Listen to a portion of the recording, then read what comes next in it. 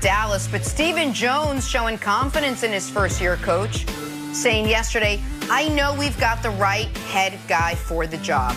Brian, what would have to happen this season for Jerry Jones to fire Mike McCarthy?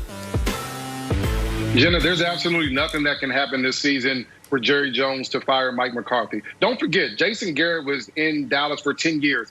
6 of those seasons, they were 8-8 or worse. So, I mean, he didn't have a great, successful run there in Dallas because 6 of those seasons, they were 500 or worse. The other part is that Jerry Jones, he invests in these coaches, and he feels like they're a part of their family. Don't forget, Mike McCarthy, the reason why he got this job is because they had a sleepover at Jerry Jones's house. That's why he got this job. Things went well. I think they end up firing the defensive coordinator. Mike McCarthy keeps his job. Okay, so that seems like a halfway measure then, Brian, and I'm okay with that. Because I don't know when Mike Nolan is going to do something other than put Tabasco in his eye that makes a headline, a positive headline, Brandon. I think that if McCarthy is going to stay, then he's got to look around and be like, all right, guys, I'm staying. Mike Nolan, you're probably not the right fit. And I'm not saying he should get fired, but perhaps a reorganization of the defense just to give them some sort of spark on that side of the ball.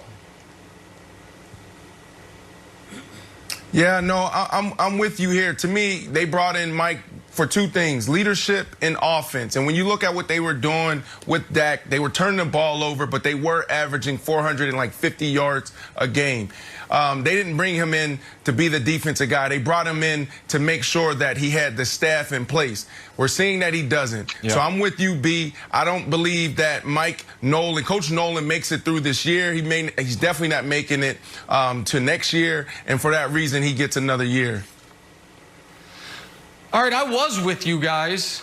And then I watched this weekend's game, and I said, okay, everything's on the table. And I don't think Mike McCarthy is going to be fired during this season, but I'm no longer convinced he's going to be the head coach there next season. The Dallas Cowboys, you can look this up, have the worst point differential in the NFL. Yep. Now, if you look that up, it actually will say they have the 2nd worst point differential, but the worst is the Jets. So like I said, in the NFL, the Cowboys have the worst point differential. But the other reason maybe Mike McCarthy gets fired is, did Jerry Jones know who he hired? At Mike McCarthy's opening press conference, he's asked about watching every single play of the Cowboys last year. He had plenty of time. And he's like, yeah, I actually didn't do that. I wanted the job. And now listen, we've all lied in an interview, or I've lied in an interview before, but I didn't tell the folks I lied right after they hired me. And then there was a curious moment, Jenna, before this week's game, where I think it was an NFL Network reporter was like, you know, I talked to Mike McCarthy, and he says his analytics department has brought to him this amazing stat. If you go 4-2 in the division, you usually win it. And I'm watching that thinking, this dude said he spent a year in a barn, a weekend at Pro Football Focus, deep diving into analytics.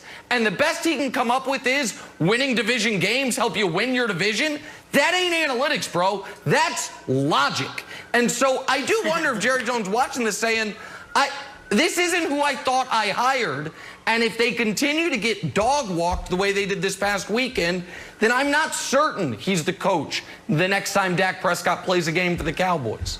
All right, well, Mike McCarthy isn't the only one on the hot seat in Dallas, apparently. Wilds, you made reference to it. Take a look at what happened in defensive coordinator Mike Nolan's Zoom call with the media yesterday. Oh, no.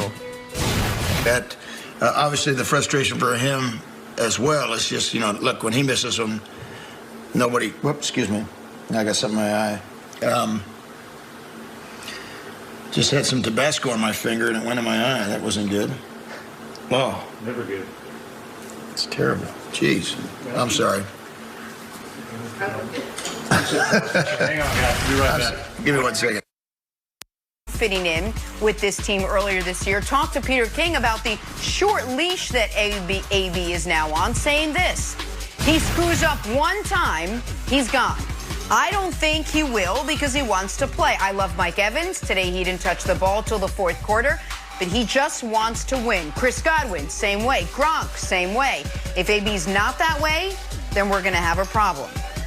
B, Brian Westbrook back with us. It doesn't feel right for me to give you the B nickname the way Brandon does. It just didn't roll off my tongue. So, Brian, I will ask you this. Will Antonio Brown be a good fit in Tampa? You know, Jenna, I think you're great in the Zoom meetings, and I think you're even better on the show. So let's start there. Here's a question for Antonio Brown. I don't know that I'll start here. I know that on the field he's a good fit. He can run every route on the route tree. He can catch the ball short and take the ball the distance. He can run deep routes and get open. He can run crossers and get open. We know that across from Mike Evans, he can be one of these guys that can be prolific on the football field. The big question, and the question that nobody, and I mean nobody except for Antonio Brown, can answer is how he's going to be off the field. Is he going to be a distraction? Is he going to be one of these guys that comes in and causes a problem? And Bruce Arians has already said, if he doesn't do everything the right way, then he will get kicked out of there as fast as he was brought in there. So I think Antonio Brown, a guy that's been out of football for a very long time, says, okay, I missed the game. I'm just going to try my best to fit in and go out there and play. And I think if he does that, he'll certainly be successful on the football field. All right, so I think he'll probably work out on the field, but we're now to a point where we must acknowledge the other things that go along with adding Antonio Brown. And when Bruce Arians called him a diva, when Bruce Arians said he wasn't a fit, when Bruce Arians said we're not bringing him here, those things don't change just because your wide receiving core gets banged up. And by the way, their whole core played this past weekend. They might not be 100%, but a lot of guys aren't 100%.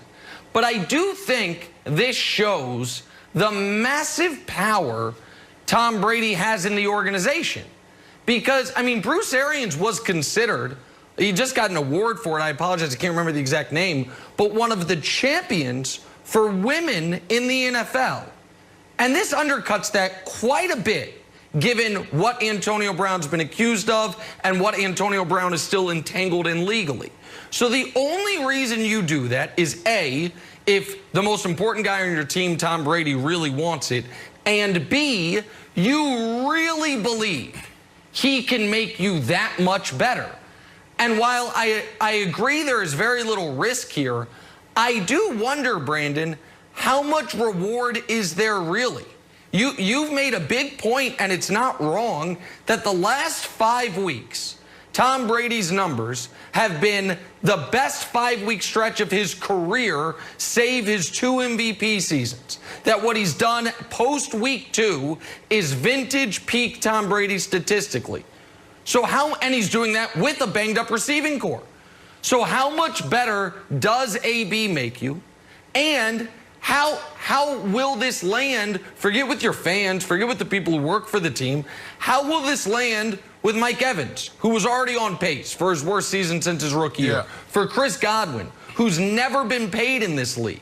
Like, to me, those are legitimate questions to ask, but Brady must really, really believe that this is going to work after his experience of 1 good half playing with AB in New England. Yeah, well, that's a lot. You threw a lot at me, right? So first of all, let's talk about AB as the player, as the person, excuse me. I believe in second chances. I think we all believe in second chances. And last year, the thing that was so alarming was his inability to change, his want to not want to change. And I think he may be on the right track. Because when you look at just him going from someone who was making a lot of headlines, there was a lot of things he was doing digitally and socially in the last couple of months since the suspension, he's been in hiding. So I don't know if he seeked the help that he needed. I'm not sure, but that is a step in the right direction. Let's say he's going to come in and be a model citizen. Let's say he's going to come in and do the things he needs to do. And then we shift to the field.